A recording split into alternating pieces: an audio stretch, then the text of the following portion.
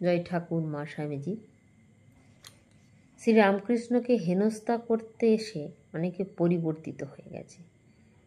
ঘৃণায় দূরে সরিয়ে দেননি ঠাকুর কাউকে কোনো দিন।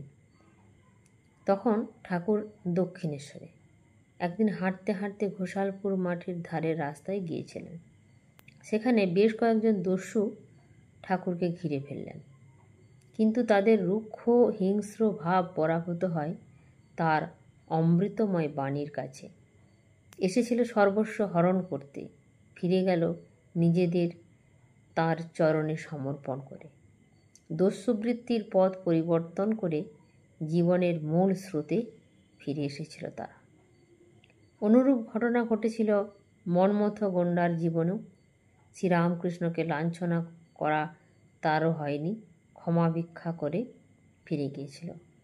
পরবর্তী জীবনে গৈরিক বস্ত্র ধারণ করে স্বেচ্ছায় বৈরাগ্য অবলম্বন করেছিল সে।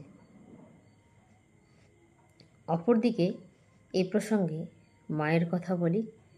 মায়ের সান্নিধ্যে এসে ভীম সর্দার ডাকাত তিনিও পরিবর্তিত হয়েছিলেন। আজও তেলোভেলোর মঠে মায়ের সাথেই ভীম সর্দার এবং তার স্ত্রী পূজিত হন, এবং তেলোভেলোর মাটি পবিত্র মাটি মায়ের পাদস্পর্শে, মায়ের চরণধূলিতে। জয় ঠাকুর মা স্বামীজি।